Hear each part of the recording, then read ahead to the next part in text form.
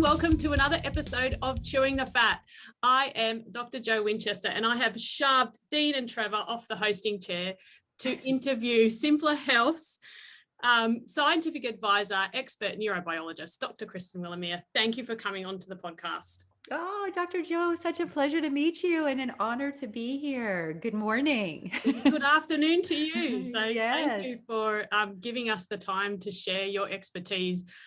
You probably heard me squeal from Los Angeles when Dean called me to ask me to host this special episode. So I'm just so excited to get to know you through this episode. So, okay, first of all, let's start.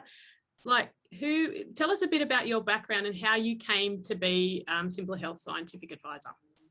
Yes. So, my background, I am a neuroscientist. So 20 years ago, I started my graduate school training, did a master's degree over at UCLA in physiological science, and worked in a laboratory of neuroendocrinology. Continued on, did a master's and a PhD in neurobiology over at UCLA.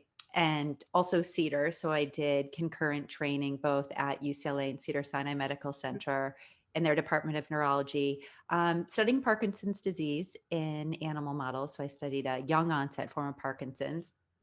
Then when I finished my postdoctoral training, I decided to go out into the world, and I worked for a psychiatric clinic called the Amen Clinic. So Amen Clinics, they have 8 locations throughout the United States and see approximately 3,000 to 4,000 patients a month. I actually held 2 titles. One, I was their director of nutrition and nutraceuticals. That was the initial job that I was hired to do. And before I go into that, I will explain to people who are listening who are not familiar with the Amen Clinics. They are an outpatient psychiatric center that treats patients who have complex psychiatric disorders, who are looking for sort of a higher level of care, and they need people to take a deeper dive into their history. So we use neuroimaging as part of the process of evaluation. So typically the patients that would walk into our clinic have seen at least 3 previous psychiatrists or psychologists. They have on average 3 to 4 psychiatric diagnoses, and they're on an average of 5 to 6 medications. And I know this because I was the director of research as well. So we did outcome research studies on all of our patients. And one of the primary goals that we have, and why I was initially hired as the director of nutrition and nutraceuticals, is to utilize natural ways to heal patients first. So we want to do things that are the least expensive, that have the fewest side effects, but the best outcomes. So for some people, they need medications, and we clearly have that accessible to us. But when I met Dr. Amen, who's the founder and CEO of the company, he said, I really need somebody who can come in here and do some rigorous research on nutraceuticals and show using neuroimaging. So we use 2 types of neuroimaging, QEEG, Quantitative EEG, where we can measure the electrical activity of the brain and compare it to a normative database. And we do a functional imaging called brain SPECT imaging, which stands for single photon emission computed tomography. That's just a fancy way of saying it's a nuclear imaging study. It measures blood flow and activity patterns in the brain. So we have these 2 different ways we can image the brain. And I came on board to study nutraceuticals to, number 1, show they make a measurable change in brain function, and number 2, show that they can do it in a psychiatric population. That was my initial job. And shortly thereafter, I became the director of research. So I held 2 positions. And on the one hand, with the nutraceutical piece, not only was I doing the research, but I also would work with the patients that came in. Once we figured out which formulations were working effectively to help our patients, I would then do nutritional consults. So Neuroceuticals, is that supplements, or is that? Those are supplements. Okay, yeah. A fancy word for supplements, right? Omega-3 fatty acids, 5-HTP, GABA. So I had that job, but then I took the second job of also being the director of clinical neuroimaging research and ran all of our clinical neuroimaging trials. So that was back in 2009. And now in getting to meet Dean, I happened to be speaking at a conference in Florida, the Academy of Regenerative Medicine. I believe that was the conference that he was at. He saw me give a presentation, came running up to the stage after I gave my talk and said, I have to know you. And Dean is just brilliant and charming and gracious. I mean, you know exactly what I'm talking about. You just fall in love with him. So it was very easy to connect with Dean, and we became friends. And as Simplr Health emerged, I came on board. And also the tie-in with Dean is one of the research studies that I ran over at the Amen clinics was in professional football players. And I had to, and we can get into that, but the long and short of that was we wanted to study the effects of playing professional football on long-term brain function. And, we did all of our full evaluation, but one of the things that I had to do in the rehabilitation component was to help these football players who were overweight to lose weight and get back to a healthy weight for their height. Because having excess weight on the body, whether you're overweight or obese, is inflammatory. And that inflammation can damage the brain. And we've published research on that. So my goal was I had to help these elite athletes lose weight. And so, I gained a whole nother skill set of teaching people how to get brain fit and healthy and to lose weight. And that ties in beautifully to the work that Dean is doing. And I think, that's where it all started.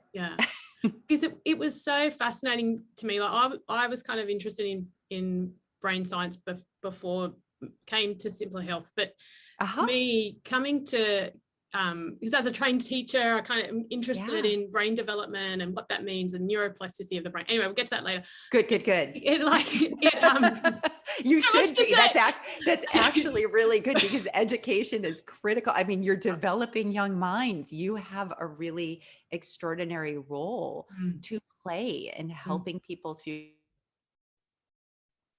Oh, Kristen warned me. Oh, there she paused a little bit. She warned me it might happen. Keep going. Okay. No, I was saying yes. Back to Dean and Simplr Health. We'll get to the development, the importance of shaping and molding young minds. But before I came across Simplr Health, I had tried a number of diets, and I think for me, really, fluctuated in my weight. And for me, I think I only saw the benefit of weight loss as being, to do with cardio health. Like I got that if my increase in chance of diabetes and heart disease, I didn't realize the impact on my brain until I came and found, Simplr Health and was, opened up to all these scientific advisors and you just go, wow, all of this, the huge impact on the brain that being overweight is just. It's, because heart disease is the #1 killer. I think people really kill, at least in America, it is, they focus on cardiometabolic health.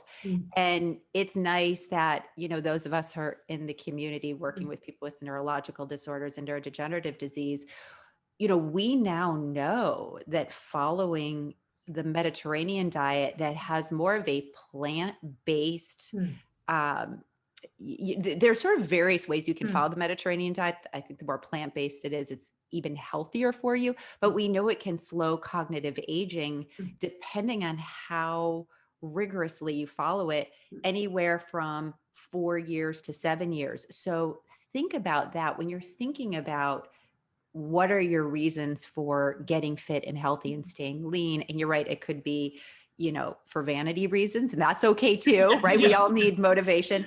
It can be, to reduce diabetes and control your blood pressure, but to think about it from a perspective of preserving your long-term cognitive health and coming from a place, because I was fortunate to spend 10 years working in a lab. So I actually, like Dean, have a real appreciation of mechanisms and things that go on in the cell.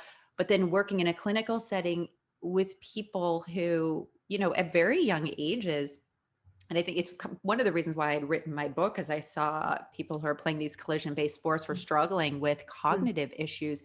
when you're thinking about taking care of your health, Mm, thinking about getting lean and fit for your brain, mm. they're really, for many people, that's a revolutionary concept. They just don't think, oh, I'm getting skinny to actually preserve my long-term brain health and cognitive function. Yeah. But it's so important. And I'm glad people are starting to put the two together. So Yeah. tell me what happened to my brain then, Kristen. So let's go back. Well, let May me 20 tell how paint the you look picture very lean to me, by the now. way. I'm looking at you, visually. And if you can put, do you know what you were from a BMI perspective? Like, what was your body mass index when Oh, it you was, I started? think 30. So I was obese. So Oh May boy. 2020, I was Yes. like obese. It was 30, I think the number. Okay. High diet in like lots of carbohydrates, not enough protein, some Mhm. vegetables, but no green veggies. 5 months later, Yeah. I've lost 22 kilos. My diet is mainly green vegetables, adequate protein, the right amount of carbohydrates. What happened to my brain? Oh, Because something happened, because I did went you, from being very sad and yeah. anxious to being not only fit and healthy, but happy. I was much more excited about going to work. I had more energy and a better relationship with my kids and my husband. So it wasn't just losing the weight. Something happened to Yeah. my brain. It is, well, first of all, I want to congratulate you on how quickly you made the transformation. And I think, people get very excited when I've taught in my groups. You start with week 1, and I would have everybody make one change only each week, but we're going to add to it. Yeah. And as people would lose, 1 to 2, sometimes people could lose 3 pounds a week. And as that accumulated over the course of weeks, people were easily losing 50, 60 pounds. People who never thought they could, Yeah. doing the swap. Now, what's interesting. So we published a study in Nature Translational Psychiatry where we just took people who had healthy brains, Mm. and we just said, okay, we compared those who are healthy weight to those who are overweight or obese, and they had lower blood flow in the prefrontal cortex, okay, the front part of their brain, which is what I'd say every element of your brain is important, right? Every neuron, all 86 billion neurons are precious, but your frontal lobes are really important for higher level thought, right? Cognitive thinking, abstract thinking, intelligence, working memory, rational decision making, impulse control, which is why if your frontal lobes aren't working well, you might have a harder time saying no to certain foods, which is why one of the early things we teach is about making sure you pick the foods that aren't going to um, stimulate you to impulsively eat, and how certain people who have ADHD or ADD who have impulsivity naturally because it's the way their brain is wired, we would actually use nutraceuticals and ways to help manage that so they didn't impulsively eat. But that's a different story. Yeah. So in your brain, number Okay. one, you when you reduce inflammatory foods, and think about every single food you eat, is it helping your brain or is it hurting your brain? Is it inflammatory? Is it causing a low grade inflammatory response? Or is it helping to support and nourish your brain? And think about every food that you're eating is impacting the trillions of microbes that are in your gut. And there's this whole new appreciation of the gut brain axis. And in our gut, we make 90% of the serotonin that's in our body. And that's important in regulating our mood. It's our feel-good neurotransmitter, but it helps regulate dopamine and GABA. So a lot of the neurotransmitters we see in our brain, we also have in our gut. So just think about every single food you're eating. Is it accelerating inflammation or calming it down? Because your dietary choices are more plant-based, plant foods aren't going to stimulate inflammation.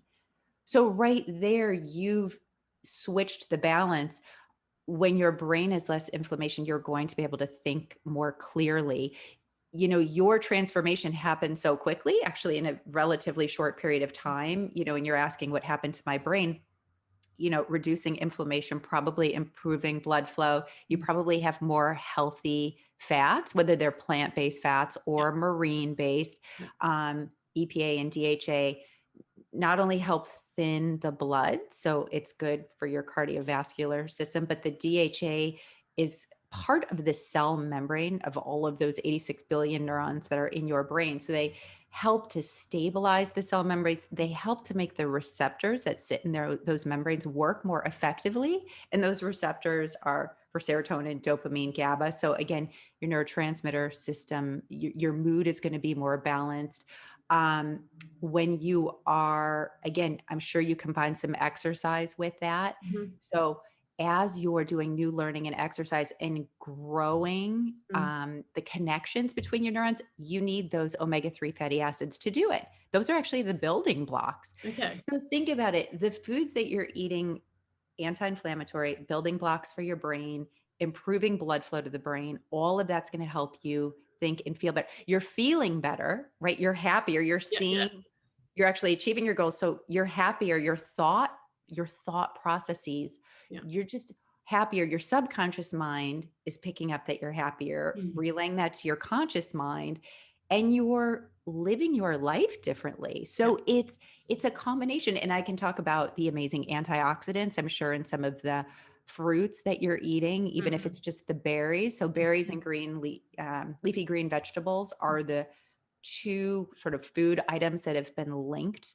to, healthier brain function, slowing cognitive decline. And it's because the antioxidants, this is really important to me. This is one of those aha moments. Yeah, yeah. The brain is in this very interesting dynamic balance between free radical production. So whenever our cells are metabolizing, just working, they spit out free radicals. And these little free radicals can just damage cell membranes, or they can come and damage our DNA, but they're just a normal part of the cellular metabolic process. Mhm. The antioxidants, we have natural antioxidants. If we don't include more of them in our diet, so say the free radical production is higher than your antioxidant levels, you're just going to start to have more cellular damage. So imagine now, if your dietary choices, every single meal you eat, Mm. you have antioxidants and phytonutrients. And where do you get those? Fruits and vegetables, right? Yeah. And clean food. So truly the healthiest way to eat is we eliminate the processed foods, the packaged foods. We have more of these plant-based foods, and we lower the inflammatory foods, and you're going to have these extraordinary changes in your brain, which you're feeling. So Mhm. you can then wake up with energy, Yeah. and you feel better. You go, wow. We might temporarily feel better if we have a Krispy Kreme donut, right? You get Yeah. that sort of Shot. boost, right? That surge. Yeah. Yeah. And it feels good Yeah. momentarily, Yeah. but we know that's not helping to support a healthy microbiome. Yeah. That triggers cravings. So you eat more foods. And then you just don't feel good. You start Yeah. to go, oh man, I shouldn't have eaten that. And then it starts another cycle. Yeah. So, you know, Seems to me from what you're saying as well that particularly say my brain at the beginning was, addicted to sugar, and carbohydrates. It's easy to do. Yeah. I mean, I Yeah. don't think anybody should blame themselves, even the No. Yeah. healthiest of eaters, Yeah. myself included. You get a Girl Scout thing of Girl Scout cookies. Yeah. Who isn't going to eat the whole Yeah. sleeve? Like Right. even the most disciplined of people. Yeah. So the goal is just don't have them in the house or give them the donation, Yes. and don't take the cookie. Yeah. At my kids' daycare recently, they had like chocolate, Yeah. fundraisers. I just avoided whenever they mentioned it, I just was like, no, I'm not bringing them in their house. It's just, Yeah, if you just have give them me in the the money. house, that's Yeah. kind of one of the early rules. Like you got to clean your cupboards, Yes. because Yeah. we have our moments of weakness, or the habits that we had. So Yeah. before you saw Dean and lost Yeah. all of your weight, you had certain habits that you Yeah. were used to, and he had to help unwind those. Yeah. Well, Yeah, and that's what I was going to say, because I think that's why the coaching is so crucial. it I is. think because you can't, biologically, my body was set up to fail, really. And so I needed that coaching structure. Oh, listen You to think? what you just said to yourself. There's a whole thing about how we speak to ourselves, and Okay. Yeah. what we believe. Remember, Yeah. these are the things that are in our subconscious mind. Whether were your parents overweight, like why would you say that particular? I guess I guess because until I did Simplr Health, I Yeah, did I did not keep to a diet. Yeah, it's actually a false sentence because I'm looking Okay. at you now and Yeah. you look amazing and you're Yeah. young and you did it. Yeah. But the reason why the coaching piece is so important, and Yeah. I can Yeah. agree with you. When I helped people lose weight, and I talk about it in the book, people Yeah. who lost so many people that lost over 100 pounds, and I had no idea that I could help people lose weight Yeah. that effectively Yeah. without, I said, being a trainer and taking them to the gym. Yeah. I just shifted the foods that they were eating. But every week I had a system Yeah. with everyone. And I always called it's kind of like a pilot checklist. I have Yeah. like for 10 weeks or 12 weeks, each week we're going to pick one new thing. And I would work with each person to Yeah. figure out sort of how they're wired Yeah. and what upgrades would work for them. And you do the small changes each week, but they add up. Yeah. And you allow people the free will choice to do what feels right for them. So Yeah. I'm sure Dean allowed you to do that. But it's No. with me, he's It's probably pretty laughing. strict. It's I like, know, follow this. but that's Yeah. good. Some people, you know what? Some people need that. It's like Yeah, a football coach yeah. who's like, it's like being in the military. Like, this is Yeah. when you're showing up. This is Mm. what we're doing. I have a little bit of a different approach. Yeah, sure. But my approach is very science-based. Yeah. And I sort of meet people where they're at. Yeah. Okay. But if you want to lose the weight, we've got to make sure, I've got a structure in place for you that works. Yeah. And then it's the accountability. Yes. So you Yeah. meet with people, there's the accountability, Yeah. you do the weigh-ins. We always say you can't change what you don't measure. Yeah. That's a big, right? If you don't want to measure it, then I don't know whether it's Yeah. a food journal so I can look and see what you're eating Yes. or stepping on the scale. We did the scale once a week Yeah. because I would teach groups and then I would reward people. So the people who would take my classes, say it would go for 12 weeks. I had what I called my biggest loser. So they would be able to come back and work with me and go to my classes indefinitely. Wow. So I made it. Yeah, I actually gave a great. Wow, that is a really good reward. Yeah. It worked. So I taught Yeah. these classes for 6-7 years straight every week. So the people, say I teach a 10 or 12 week course, they'd lose. My biggest losers would lose anywhere between 25 to 35 pounds, which is great. Yeah. But then they just keep going. And then the people would come to the new groups were motivated. They're like, oh, that person did that. Yeah. I can do it. So it was really a community of people. And for people who might've had the same thought process that you had going in, like, well, I was sort of born this way, or the people in my family are obese. Yeah. I had to work on changing the habitual thought patterns to go, no, you can lose this. And do you have that show Survivor? That's yes, we do. Okay. I used to always tell people, Yeah. every single person who goes on Survivor, every one of them, no matter what their body type, at the end of whatever it was, 36 days, a month and a half, they all lost weight. Doesn't matter what their genetic predisposition is. Yeah. And so everybody can. Oh, and absolutely. I really can. And it doesn't have to be. Lose it. And also that I could only get to a certain weight, that I could only get to, the top of my BMI, healthy BMI weight. I really had it that's as thin as my body would allow me. It's a mindset. Where I am now is just.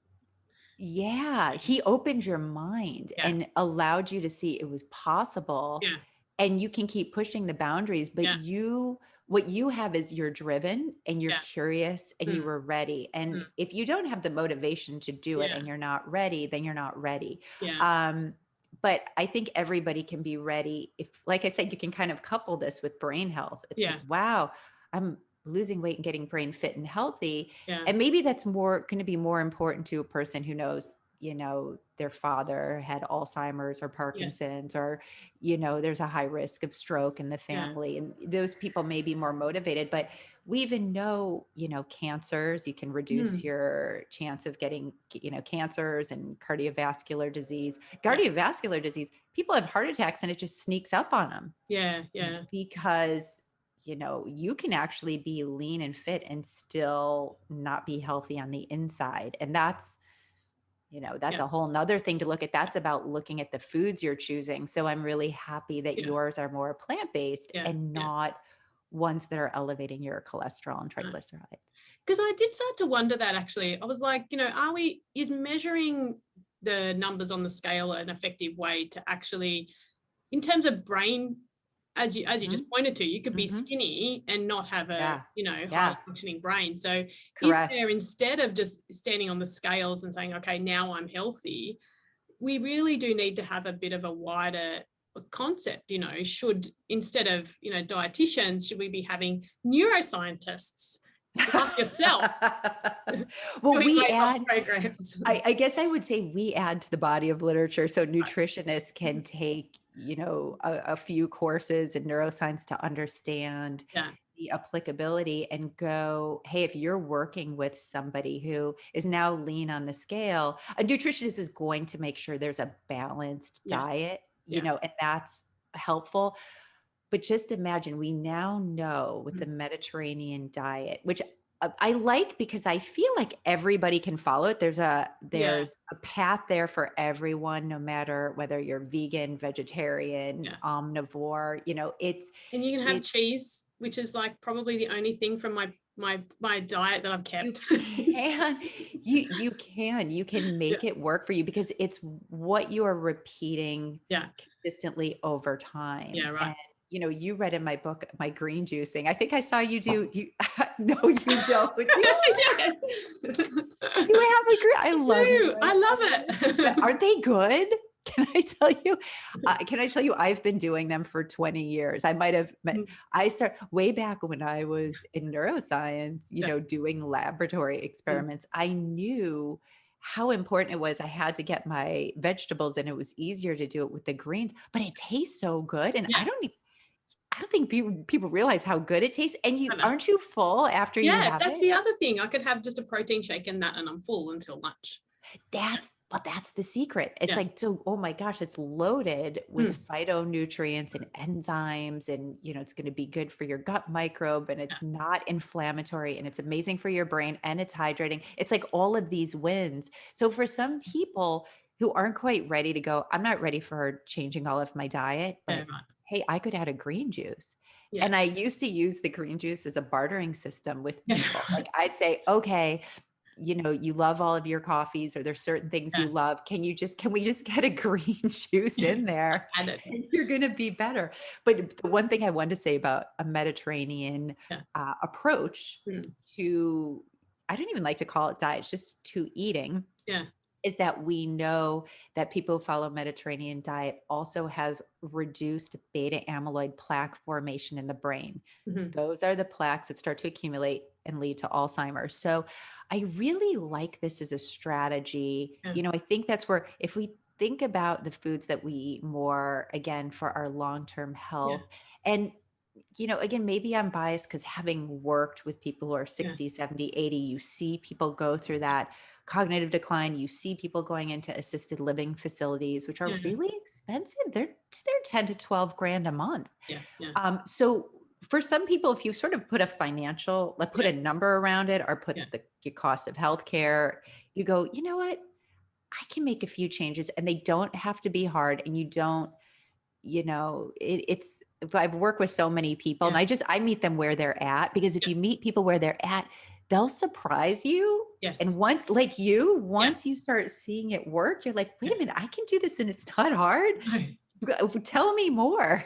And people coming to me for diet tips and exercise tips still don't you love that? Yeah.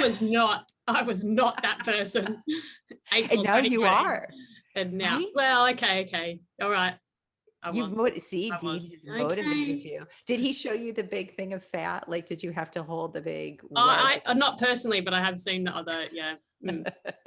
I did lift up a gym bag that was like 25 kilos. And I was like, wow, that's a lot of weight. You don't think about it and how your body distributes it. And how, as you get older and people start to slow down, too much weight adds so much strain on your back and your knees. And so just for feeling fit and healthy and being able to move, inspiring somebody to think about, getting lean for their long-term, not just cognitive health, just for how they're feeling. Yes, that's right. So you talked about dementia before. And one of the things I've seen lately is they're starting to talk about dementia as type 3 diabetes. So is is it really a function of, you know, long-term starving the yeah. neurons in the Yeah. brain of fuel? Yeah, that's why diabetes, that's been floating around for quite some time. And I think, you know, that's why the ketogenic diet started to take hold and people Right. having the coconut oil. So we know that the processes that lead to dementia happen in the brain 1 to 2 decades before you have a symptom. So they're happening at the cellular level. Yeah. This is something Dean appreciates. Yeah. And this is something we learn. And if I wasn't in the field, I feel like that's an aha moment. It's the reason for somebody who's 40 to start thinking about it. So when they're 60 or 65, they don't get it. And that's why I think somebody who's 20, if they start thinking about these things now, then they're really going to take care of their health. So by the time you have a symptom and you're going into your neurologist and you're going, wow, I feel like my memory is not there. And they start giving you the cognitive tests and perhaps doing some brain imaging to look and see, you know, what's going on.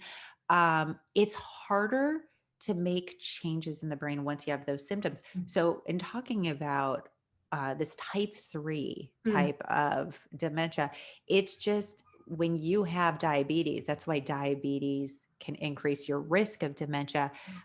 You're just not able to get fuel into the cells. So it stays in the bloodstream. It makes your blood thick and viscous. And, you know, then you become insulin resistant. If you're insulin resistant, you're going to put weight on your body. Yeah. So in order to reverse that, you know, we bring the sugars down. Yeah. So at least here in America, you know, the average Americans having 75 to 100 grams of sugar per day. Yeah. The American Heart Association says no more than 25 grams a day for women, or 30, like I think it's 36 grams a day for men. When I ran my groups, I just told people for 1 week, I want you to track how much sugar you're taking in per day. And no, I promise you, nobody was even close to those numbers. They were shocked. And of course, if I teach it, I do it too. Yeah. So I used to have these mangoes that I would get from the Whole Foods, those dried mangoes. And I could eat a whole bunch of them in the car driving to work. That was an hour commute, and eat and not even think about it. And when you start looking at how much sugar I just took in from my passive, you know, eating of these dried fruits, I'm like, wow, wait a minute, I'm taking in a lot too. But it's people sort of eat unconsciously and take in all of these sugars, creating this sort of insulin resistance that's starting as pre-diabetes, then you're diabetic. Now you're not getting the fuel into the neurons. And over time, it's like starving the cells of your brain. And, you know, we know, again, I was talking about that 1 to 2 decades before you have a symptom, you see changes at the cellular level, and we know there's changes in perfusion to the brain. So we want to make sure we do everything we can, right, to manage our sugars now and stay in a healthy range. So if you're pre-diabetic or diabetic, you want to get ahead of that to protect your cognitive function, right? If you're not getting glucose, you know, into your cells, that's, you know, that's, you need that for ATP production, for cellular energy. You're not going to be able to think clearly. So it's something you want to think about. Again, another reason to stay healthy. Yeah, so I'm glad I started when I was 21. I know diabetes it's hard for a lot of people there. It's really challenging, and people have, you know, what I will tell you, coming from a brain imaging background, we can see neurobiological patterns in the brain when we scan people. So I can see, you know, anxiety, depression, ADD, and be able to help use certain nutraceuticals or certain kind of foods to help people manage the way their brains are wired, because we can gravitate towards certain foods because we're anxious. We eat to calm ourselves down, or, you know, so I have a lot of compassion for people if they're listening to this and struggling. It's not an easy equation. It can be complex. And that's why you need, in sort of coming full circle, you need coaches to help you. If you tried it on your own, you know, that's where you go to Simplr Health, or you go to somebody that motivates you to be able to do it, or reach out to you. Well, now. You got it.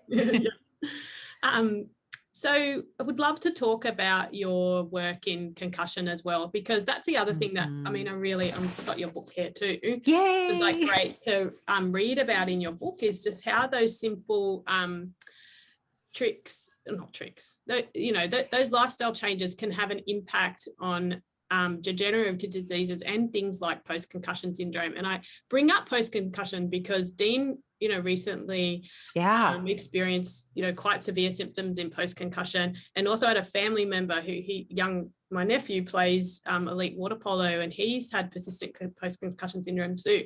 And I was just so struck by the changes in both of them. Dean went from being just so on it to missing appointment times and forgetting things I'd told him. And I know for my nephew, it's had an impact on his ability to do work, do some schoolwork. But for both of them have been treated in kind of very complex ways. Yes. To have an impact there, which I think is quite heartening, really. I will tell you, because Dean had reached out to me, and I think when people have a concussion and have post-concussion symptoms for longer than a few days or a few weeks, it gives people sort of a whole nother perspective and appreciation of, how much we probably take our brain for granted when it's working optimally, and what it takes to restore a brain to a healthy, normal functioning. And, I wrote this book because of working with the professional athletes and what I have seen possible in terms of brain restoration. So in that initial NFL study that we did back in 2009, that was in 100 players.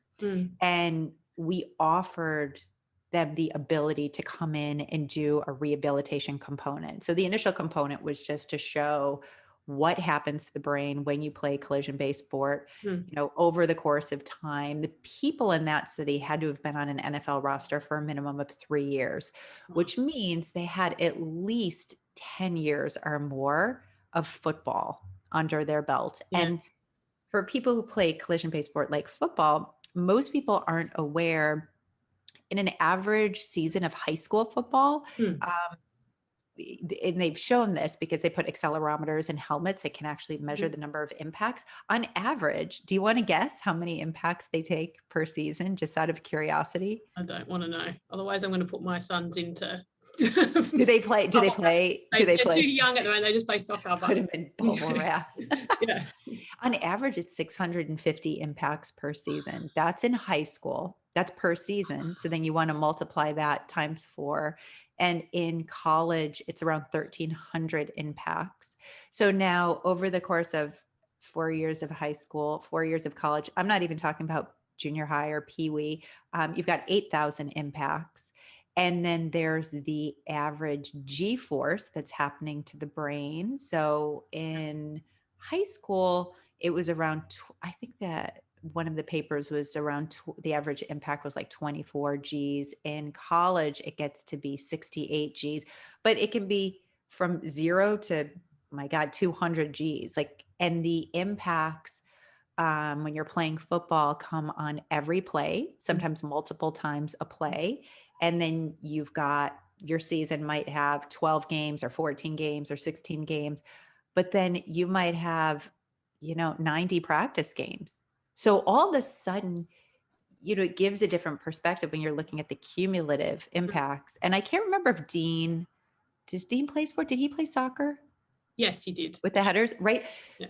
Okay, so now you're looking at the cumulative impacts on the cellular machinery, right? So things are happening at the level of the single cell, shearing and tearing of the axons. It's called diffuse axonal injury, and it's multiplicative over time. So you may go for 10 years playing football or rugby or any other collision-based sport, and leave the sport and go off and start another business. And then maybe 5 or 10 years later, all of a sudden, you have impulse control issues, temper issues, right? Cognitive problems. So when somebody, has this issue, or, they get an impact, but then all of a sudden there's this prolonged post-concussion syndrome. Sometimes it's like the cumulative impacts of all of those impacts over time. And now your brain's like, okay, I got to take a beat. Yeah. Now, in working with our athletes, we found with the neuroimaging, I say it's called diffuse global hypoperfusion, which is just a fancy way of saying really low blood flow throughout the brain when you compare it to a normative, healthy database. Not surprising, right? If you're going to compare athletes who play this kind of a sport to healthy people. But the more important piece was, and for me, what was more revelatory was what we could do with simple dietary and lifestyle changes. So we offered the option of getting on a nutraceutical protocol where we would give a multivitamin, high dose omega-3 fatty acids, so fish oils, great for reducing inflammation in the brain and the joints, which the athletes love, but also really important in helping build brain structure. And then we had a suite of nutraceuticals that helped with antioxidants, helped boost acetylcholine, which is important for memory, helped balance blood sugar. And I go into what all of those are. I mean, I can rattle them off, but they're in the book. But offer the athletes ability to take the nutraceuticals, to enroll in my class. So everybody was taught how to get brain fit and healthy. And then we treated them if they had anxiety or depression, even offered neurofeedback, which I know Dean is thinking about doing. So neurofeedback is a way to retrain the brain. The brain actually does it by itself, but it's a rewiring of the brain based on the quantitative EEG data. And these very simple strategies we offered to the players. 6 months later, we rescan the brain and find increased blood flow in many places. It was actually quite surprising to me that dietary interventions, minimal supplement intervention, although they had to follow it rigorously. So I made sure every week I had to call everybody, make sure they were staying on the supplement regimen. Many of them would come back and connect with us multiple times between pre and post scans, but to see that simple interventions could improve blood flow so significantly, and that was consistent. So, you know, a lot of the players we've worked with, we've followed over time, so they could get scanned and then come back a year later, several years later. And we have other interventions that we would do with them, like hyperbaric oxygen therapy. We had transcranial magnetic stimulation if people had treatment-resistant depression. So we have a lot of tools in our toolbox, but the most important point that I wanted to make and why I wrote the book was I wanted people to understand, even if you're struggling with a symptom or post-concussion syndrome and it's a year out after you've had the impact, there are ways to help restore brain function.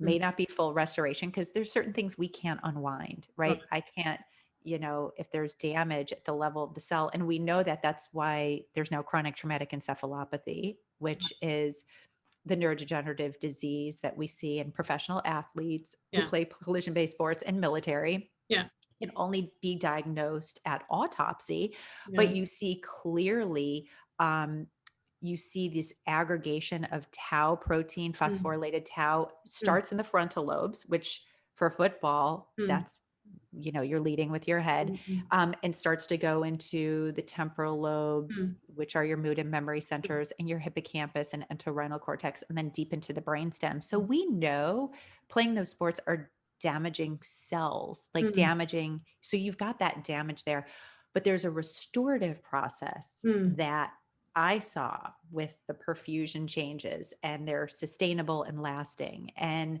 the changes you can make in the way the neurons are communicating so that a person is less anxious and feels more stable.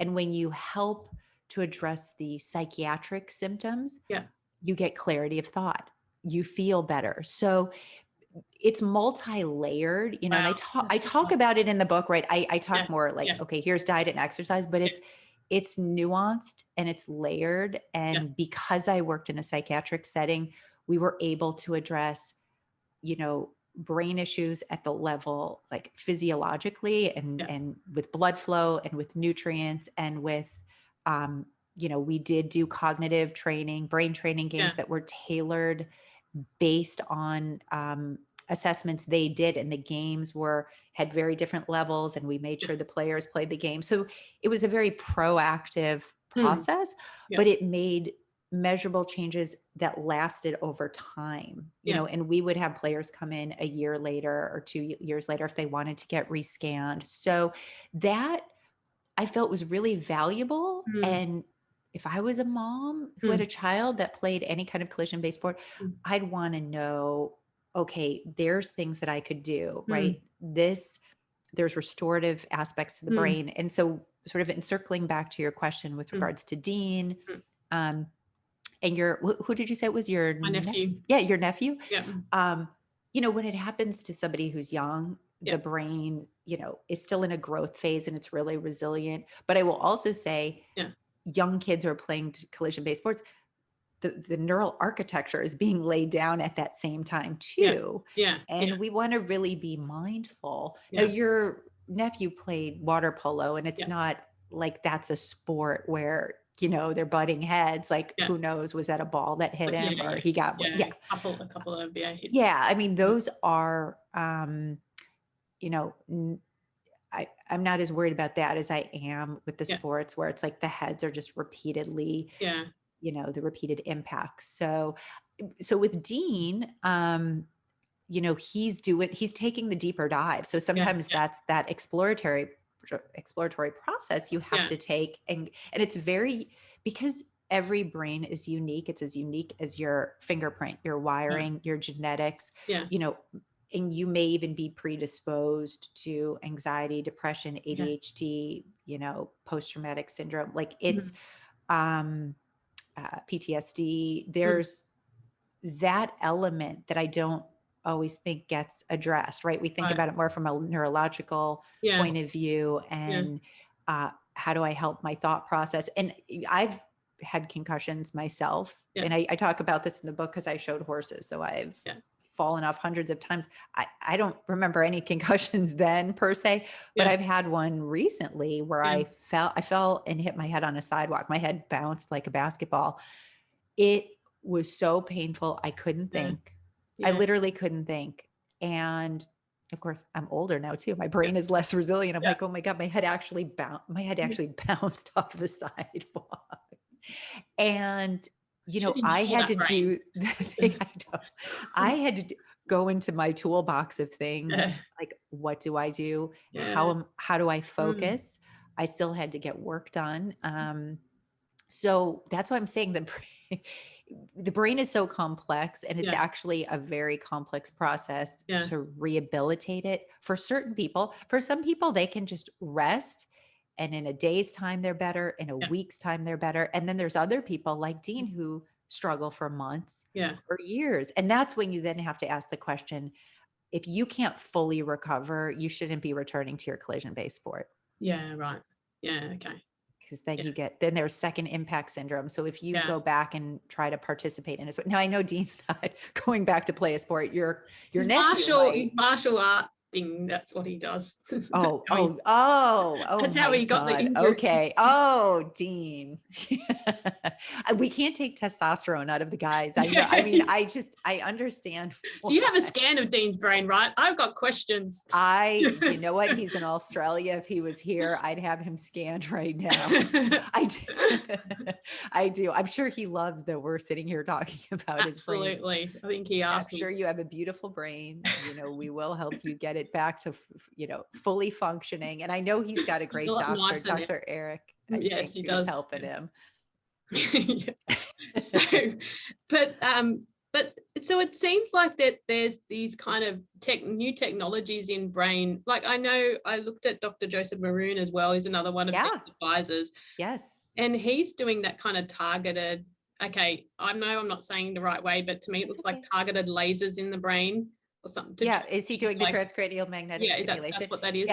We have that too. And for people who, so with concussions, with athletes, at least in our first study that we did, so we did 2 large studies in the pro athletes, 28% had depression. So 8% is the national average. So they had 3 times the rate of depression as somebody in the normal US population. So if we're working with them and we're trying to treat them naturally or using the medications we have, and in our case, the scans would actually help us to dictate which type of antidepressant medication would work for that person. Okay. An SSRI versus an SNRI, which is really important. Yeah. But if those individuals weren't getting better, that's when you do the transcranial magnetic stimulation. So Okay. you do it as the next level of care if they failed a number of indicated medications. So that's the beauty of working with a specialist Yeah. who can image your brain, Yeah. target the treatments based on the way you are wired. And that it's precision medicine. It's where everything is heading, even with nutraceuticals. Yeah. That is very much a precision. I don't think everybody needs to take a bunch of nutraceuticals. Yeah. I feel, if you're struggling with anxiety, depression, a psychiatric issue, you should have a really good multivitamin. Because we want to know that your body's able to continually make neurotransmitters. And after the age of 40, that starts to go down. And a really great high quality omega-3 fatty acid. And then you tailor the nutraceutical to whatever your issue is. And again, we would tailor it more for psychiatric issues. Yeah. But then, as I talk about in the book, because we work with so many of these athletes, we found the nutraceuticals that really helped support healthy perfusion in the brain, improved the levels of acetylcholine, which are important for memory, and helped to support and protect the neuron. So that's again where it's quite targeted. And it's why I encourage people, if they're going to use nutraceuticals or nutritional supplements, work with a naturopath, work with somebody like Dean, somebody who has the expertise. Yeah. You don't have to just go to the store and, try to blindly figure out what's going to work. And you should do it based on your labs.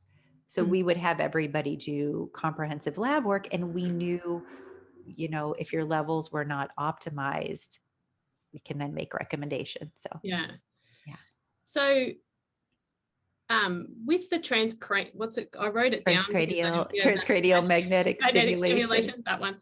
So let's imagine the kind of biohack future, like on when people talk about biohacking, that's the kind of things they like. It's funny. I called my book Biohack Your Brain, and it's like, oh, wait, diet can biohack your brain? Actually, yes, it can. It's like, yes, we have those technologies available, but they're not right for everyone. There's actually a small percentage of people that is the appropriate treatment. And there's photobiomodulation, and there's all kinds of things that are out there.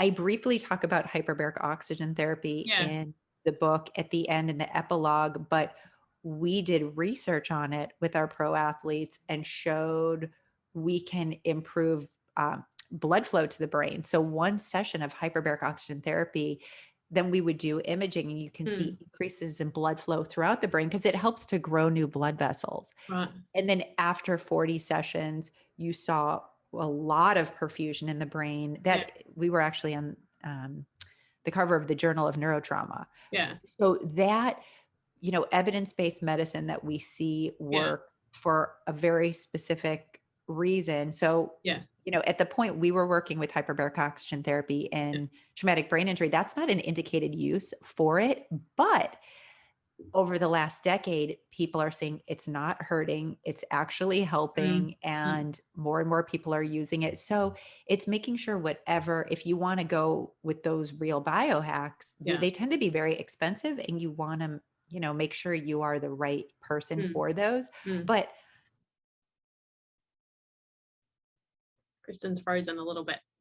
Oh, I lost you. Just. Oh, have I lost you? There you are. Go back. Okay, we got you. We go. Having the right nutrition. Oh no, there. No, you're right. I see it says my connection's unstable. No, not throwing more questions. Okay. I know. It's like, no. having the right nutraceuticals for you, so they are optimized, to me, that is as much as of a biohack Yeah, as sure. a photobiomodulation or hyperbaric oxygen therapy Yeah. or transcranial magnetic Yeah, yeah. stimulation. Or you can go and do an IV therapy, a Myers cocktail, vitamin C, IV Yeah, yeah. glutathione. I mean, there's so many layers to that conversation, but I wrote the book because it should be accessible. Yes. You want Yeah. people to have things that are accessible and that work. Yeah. So I also wanted to make sure I help take the guesswork out of it. And if you don't trust me, I would say get your brain scan, follow Yeah. some of the Yeah. recommendations and get a follow-up and get the objective data Yeah. for Yeah. yourself. Yeah. That's the beauty of being a scientist. I'm like, Yes. I've seen it. I'm seeing it Yes. again and again. I'm like, this Yeah. is pretty extraordinary. Yeah. And Yeah.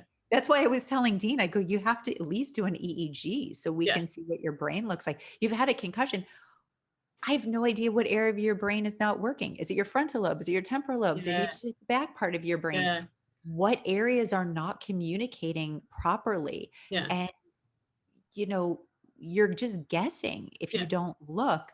Yeah. It's why I like quantitative EEG because it's a non-invasive way Yeah. to get a look at the way the neurons are communicating in your brain. Yeah. Then you have more sophisticated levels of neuroimaging. You've got functional imaging and structural imaging, and that might not be appropriate for you Yeah. unless, you're struggling with symptoms, you can't get better, then you should probably get your brain imaged. Yeah. So again, you see the nuance Mm. in all of this. Yeah. There's lots of it, and it's really Mm. taking care of your brain. Taking care of your brain can be very easy. That's Yeah. why I wrote the book. Yeah. Yeah. And there's a lot of simple things everybody can do. And you've just seen now what you've done for yourself Yeah. Exactly. has now changed the trajectory of your cognitive future. Yeah. Amazing. Yeah. Yeah. It's amazing. It is amazing. Yeah. It's amazing. I've had All hail to two Dean. promotions since I've finished doing You've this. gotten 2 promotions since, wow. Yeah. Oh my gosh. Yeah. Look at how Dean has impacted I your know. life. I know. Really Amazing. Yeah. extraordinary. He's the best. So I have one more question. Yes. I'm looking at the time. I could talk to you for so long. I have to do a part 2. But, okay. So we talked a lot about post, what we things, and I think that's should be really heartening for people that there are things after injuries and after a long time of unhealthy eating, you can still have, amazing impact on your brain. But because I teach kids, and I'm really thinking about the future, what are things that we should be out, doing for our children now? Because what I see is 2/3 of the Australian population are obese, and overweight, or 2/3 are overweight, 1/3 obese, and the children are obese. Like, this must be having a huge impact on their development and their cognitive ability.